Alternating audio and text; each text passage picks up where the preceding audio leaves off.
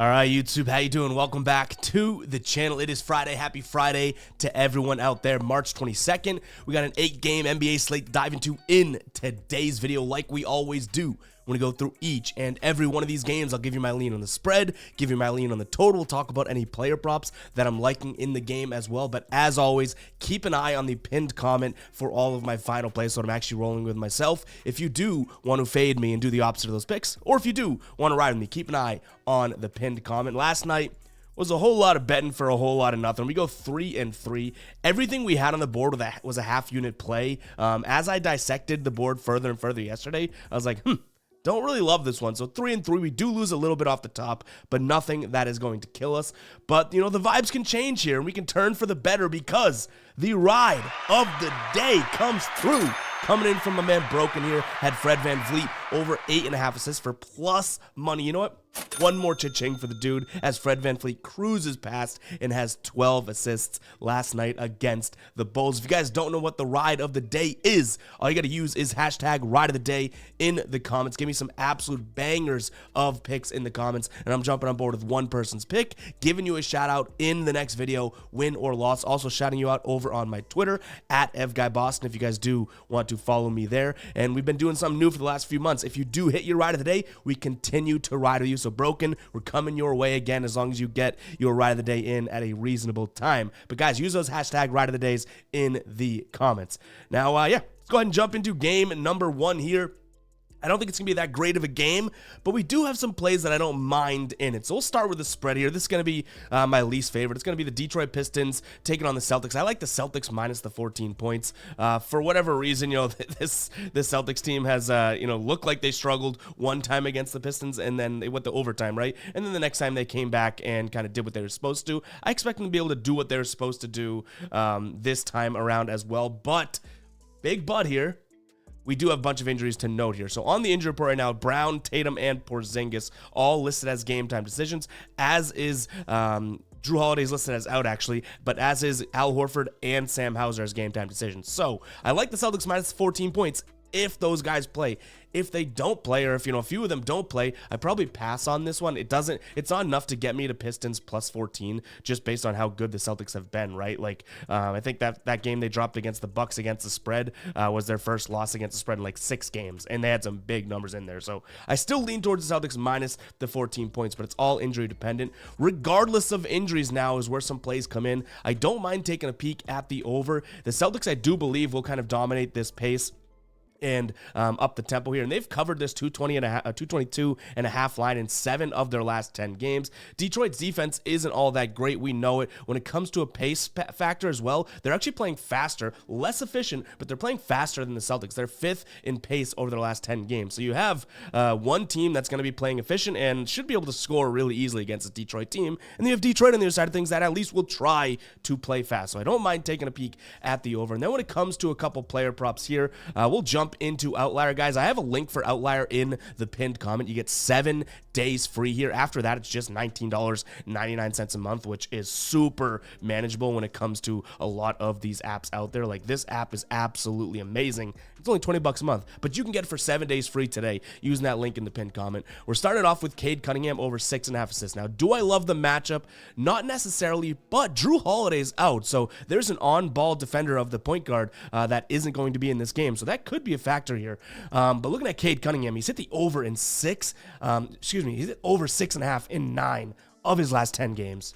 And even when he didn't hit it, he finished at 6 assists here against Toronto. And I just love the potential assists. He's had 15, 17, 18. He's had some massive potential assist games. We look at the head-to-head, 16 potential assists last time they played, finished with 9 assists. The dude is delegating right now, passing the rock around to who? God knows who, okay? But he's still passing the ball around. We know he's a great passer. He's hitting 80% of his last 20, 9 of his last 10, and in 4 of his last 5. Give me Cade Cunningham over 6.5 assists. Right now, that is a lean because, again, I don't love the matchup, but I do think it gets a little bit better without Drew.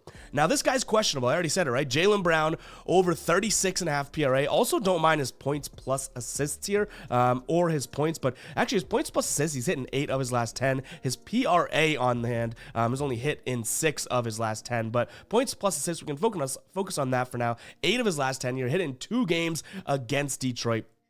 You can see Detroit against the small forward position really struggling.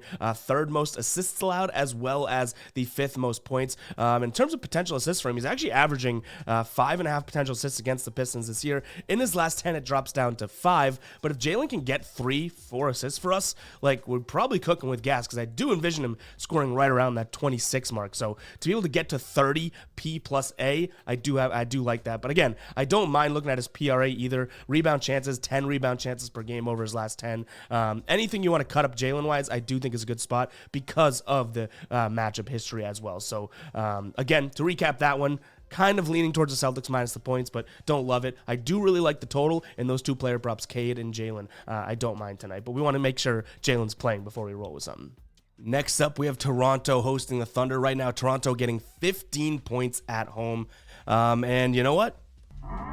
Sound the psycho alert alarm. I don't mind taking the points. I said it last game against Utah when the Thunder played. It's like, I truly do think the Thunder team wins this game. No kidding, right? Like, that's not groundbreaking or a hot take or anything like that. I think Utah wins this game. OKC wins this game.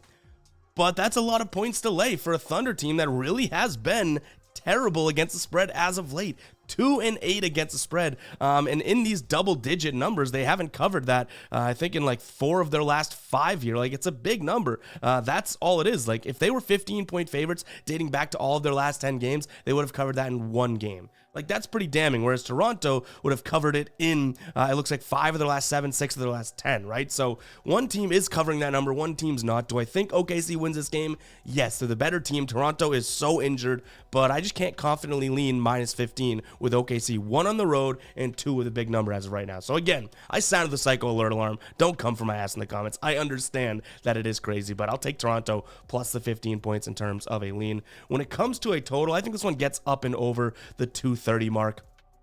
Solely based on the fact that I do think OKC obviously has that ability to go out there and drop kind of 120 whenever they want. And Toronto's been playing with a fast pace, and the defense has been terrible. The one thing we got to monitor here is Toronto's offense going to be able to do anything, right? Like, even for the 15-point spread lean. Like, we knew Utah can score the ball. Can Toronto even do that? So all this may stay as a lean looking at Toronto plus the points as well as the total. In terms of a player prop here, I don't mind taking a peek at Chet Holmgren over 17.5 points, just because it's plus money right now. It's plus 100 over on BetMGM, minus 105 and minus 106 on most other sports books here. And I already mentioned it, right? Toronto, very, very injured. Like, Chet Holmgren should be able to, as weird as it is, because he's not an overpowering player, should be able to overpower Kelly Olynyk, from anywhere on the floor. So this is a guy that's had 2 great games in a row, 22 points and 35 points. Last time he played the more healthy Toronto too, he had 22 points. So I think Chet Holmgren has a decent night tonight. And with that being said, I also don't hate taking a peek at his threes made. He's been shooting a decent amount of them. We're going to get like 5 attempts from him. For him to go out there and make 2, don't really hate that either, but I do think I go points, then threes in terms of my mind for him. Guys, I forgot to mention at the beginning of the show, make sure you hit that subscribe button. Make sure you hit that like button as well. We just passed 62,000 subscribers, so cannot thank you guys enough for that. But if you are new, make sure you hit that subscribe button and hit that like button as well. And before we do jump into the rest of the slate, I gotta shout out Sleeper, guys. They have a couple deals for you right now. If you don't know what Sleeper is, it is a DFS pick'em app. You combine 2 or more player props into a slip. The more you win, the more you get paid out. And they have 2 free squares for new users. Right now, for today, they have a LeBron James 0.5 square as well as a Zach Edey square for college basketball. Go sign up today. You get both of those squares as well as your first deposit matched if you use the link in the pinned comment. You can throw in $100. They will match. You'll have a new account balance of $200, and you get these free squares. Go and check it out, guys. What I love about Sleeper is the dynamic payouts. Each and every slip you throw in has its own multiplier, so it's not just a fixed 2 for 2 pays this, 3 for 3 pays this. No, depending on what you put in your slip, it alters the payout. So it is really, really cool. Go check it out, guys. That link is in the pinned comment. Do not miss on a day that you can get 2 free squares and your deposit matched. Go check out Sleeper. Promise you, you guys will love it. Now let's go ahead and jump back into today's games. Next up, we have Miami laying 3 points, taking on New Orleans. New Orleans is on a back-to-back. We hit the over in that game last night, but we're wrong on the side. We like New Orleans. They lose by 15 points. Miami coming off, they win a couple days ago against Cleveland here. This was a tough one to peg from a spread perspective, but I will lean towards New Orleans. They're just the more efficient team. Miami has not been great at covering at home, so kind of negates the fact that New Orleans is on a back-to-back in my brain. In terms of injuries here, we do want to keep an eye on it. Brandon Ingram's listed as probable. Bam Adebayo listed as game time decision. So, that might even be worth taking the gamble that you can get the Pelicans at +3 and then Bam sits. You're going to be in a great spot there.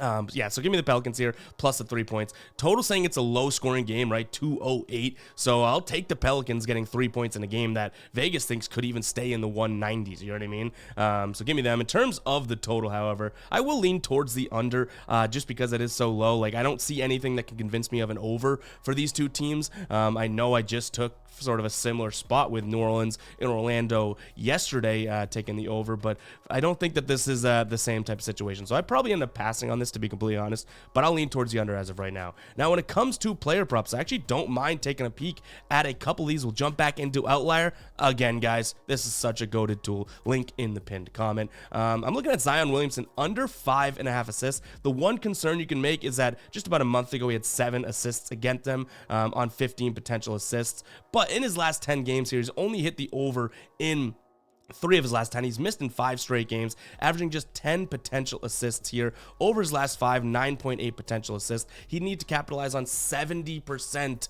60%, excuse me, to be able to go over this. Like, that just does not seem too probable to me. So I'll take the under 5.5 assists for Zion. My one concern is he's obviously going to probably get the Jimmy Butler matchup. Potentially, I don't think they're going to stick Jovic on him, and that could lead to him assisting more because Jimmy could have a chance to kind of lock him up, and Zion's like, all right, screw it. Not worth the effort this possession, but I'll still lean towards the under. Another under I don't mind is going to be CJ McCollum under 26.5 PRA. Plus money right now. I probably wouldn't love this as much if it wasn't plus money over on DK. If this is a -120 play like it is on Caesars, BetMGM, I may stake away from it, but he hasn't had the best of success, even with a decent amount of minutes played here. I'm not kind of throw this one out, but 37 minutes here, only 19 PRA. That was back last season here, and in his last 20, he's hit the under in 55%, but I love this. 70% of games he's hit the under. And look, Miami versus point guards here, 8th best points allowed, 10th best rebounds allowed. They may allow plenty of assists, so if you did want to look at his points plus rebounds,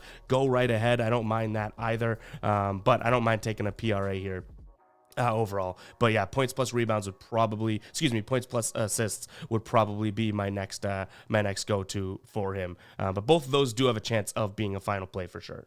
All right, we got Minnesota taking on Cleveland in what I think is going to be one of the better games on today's slate. In terms of injuries, Anthony Edwards and Rudy Gobert are listed as game time decisions. Karl Anthony Towns is out, as is on the Cleveland side of things Ty Jerome, Donovan Mitchell, Evan Mobley, Max Strus, and Dean Wade. They're still struggling with all the same injuries. That being said, I do still think Cleveland has a chance here. Like, Cleveland have been playing close-ish games, right? 5-5 against the spread in their last 10, but 3-2 in their last 5 here. In terms of them playing last time, just about less than a month ago, they ended up winning this game in overtime, 113-104. So I will say and give them a little bit of credit here. Now, that was without Karl Anthony Towns, and that was without Donovan Mitchell. I believe like maybe Dean Wade played in that game, so that's the only guy that was in and out. But we kind of saw this injured matchup already, and Cleveland kept it close. Now, it was at Cleveland, so that's definitely worth noting, but 7.5 points seems like it's a little bit too much, so I wouldn't be surprised if Minnesota wins this game, but by like 2, 3, or 4 points. So I'm going to lean towards Cleveland here, plus the points, as well as the under. I'm kind of thinking this is a low-scoring game, which is why I don't mind taking 7.5 points in a game in which Vegas is predicting doesn't even sniff 208, right? So give me Cleveland as well as the under. In terms of player props here, it's tough to kind of judge with all of those injuries as of right now. So I'm probably not going to focus on player props for this one. I'm thinking I'm going to end up passing on it just because it's not worth looking at Minnesota ones right now with Anthony Edwards and Gobert listed as questionable. If it's just one of them, you could probably even look at their props for one of them. But even if, say, looking at Gobert props and he plays, it's like, oh, cool, he's playing, but Anthony Edwards doesn't play, the lines will all get messed up. And I haven't really loved Cleveland props since everyone's been out either. All right, Spurs taking on Memphis here.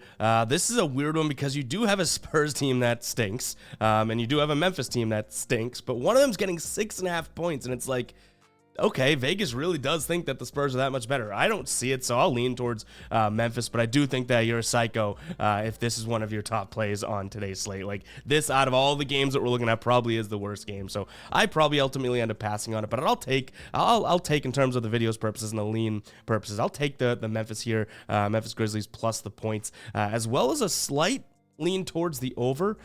This is a Spurs team that's hit the over in 7 of their last 10 to this line, and Memphis kind of sneakily, last 3 games have gone over this 217 line, so I don't mind that as well. And then when we turn into looking at the player props here, the same one that we've been looking at and been cashing. Last game we got screwed, but Victor Wembanyama over 2.5 first quarter rebounds. He's hit in 70% of his last 20, has yet to hit it against Memphis, so that's kind of like, oh, that sucked. But rebound chance wise, like, he should be grabbing 3 rebounds here, averaging 6 minutes here, and then when you look at his rebound chances overall, we just divide it by, I guess we could just divide it by 4 if we want to look at it, right? So rebound chances, he's averaging 4 rebound chances so far per game, per quarter, so he should be able to grab 3 in his last 10 rebound chance wise, averaging almost 19, so all you have to do is divide that by 4 to look at his quarterlies. But nonetheless, guys, this has been a thing that's been absolutely cashing for us. He hit it in plenty games in a row, came up shy, but we're not going to be turned off from it just yet. If all of a sudden he starts to not cash, then we're like, okay, you know what? We don't need to touch it anymore. But we played Victor Wembanyama over 2.5 first quarter rebounds, like, for the majority of these games. So he's already super up in terms of our pockets, right? And padding our pockets on the season in that stat category and in that player prop. All right, we got the Warriors taking on the Pacers here. Warriors are at home, total sitting at 240. I could see someone making an argument for both sides of this, so I'll get right out there and say that. Draymond Green is listed as a game-time decision, as is Obi Toppin in terms of injuries in this spot, but I think I'm going to lean towards the Warriors in this spot just because they are at home. If you were to tell me that the Pacers were at home, there's a good chance that I would kind of flip this, but this is the Pacers in the middle, kind of second game of a road trip, and now this is where they truly get into the West Coast trip. Now they go Lakers and then Clippers right after this game, so it's kind of like, okay, yeah, they're gonna be struggling now being on the road here, and this is a Indiana team that, they've been okay on the road, but just 18-17 this year. Warriors, we don't really have the record to stand by. This is a team that's kind of been hit or miss all season long, but I will give the nod to here at home, winning 2 of their last 3. They've covered in 2 of their last 3 as well. Last time these two teams played, Indiana was home, and the Warriors still won. I think it was like 130-110 or something like that, so pretty substantially there. In terms of a total 240,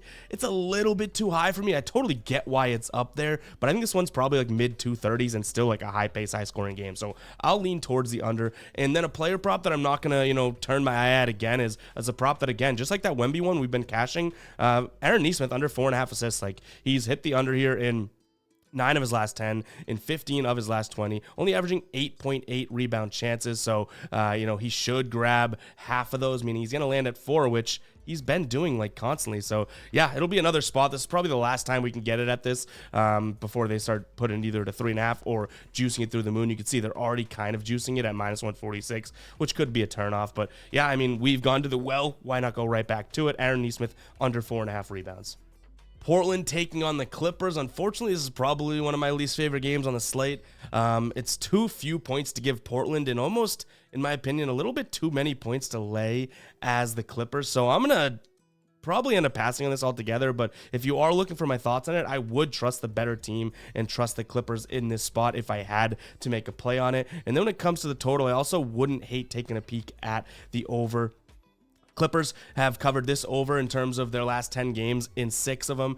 Portland's actually covered in 7 of them. So don't mind the over. Don't love any player props in here as well. But if I had to rank them, I'd probably go over and then looking at the Clippers minus the points. But yeah, I just can't really trust Portland to keep this game close. And then the Clippers, like, on the other hand, it's not like they've been great against the spread, right? They did just play this matchup. What was it? Couple days back, and both the over to this line hit as well as Clippers winning it by I think it was like 14 points or something. So maybe the same thing happens, but not my favorite matchup here. All right, Lakers taking on the 76ers. We do have LeBron and Anthony Davis both on the injury report here in this one here. LeBron is questionable, as is Anthony Davis. So we'll see if they end up playing. No Joel Embiid still for this Sixers team. And that's just kind of like the kiss of death in my opinion. they're winning and then losing, winning, then losing. But this is a tough road trip here. They just lost to Phoenix by 13 points. They play the Clippers and then Sacramento and then play the Clippers again. I believe they're actually at home for that second Clippers game, but nonetheless, they kind of have a gauntlet coming up. So I just don't love the spot for them. But I don't love laying 7.5 points as the Lakers. That is ultimately the direction I lean in, but that seems like a lot of points to lay if you are the Lakers. So again, it probably ends up being a pass as well. In terms of the total, 224, you can convince me of the under in this one. I think that this is a game that probably is in the low, the high 2 teens or low 220s, maybe like a 221 finish. And from a player prop perspective, maybe we take a peek at LeBron's over an assist because he's averaging so many potential assists here. But again, he's got to play for that. He's hit over 8.5 assists in 8 of his last 10 games, in 13 of his last 20, averaging 14 potential assists per game over his last 20. I could consider that. But again, these last 2 games here, these late night games, not exactly my favorite spots on the board. And I'm just being honest with you. But guys, it's going to wrap for today's show. Hope you guys did enjoy. If you made it this far into the video, let's go ahead and comment 20, letting me know that you made it this far into the video. I appreciate the hell out of all the views, likes, and subscribes as of late. Seriously, guys, you make this so worthwhile, easy to get up in the morning, even when we are sick. Like, I don't know if you could tell in the voice, but we are still kind of struggling a little bit. But appreciate everyone tuning in, and we'll catch you guys in the next one, all right? Peace out.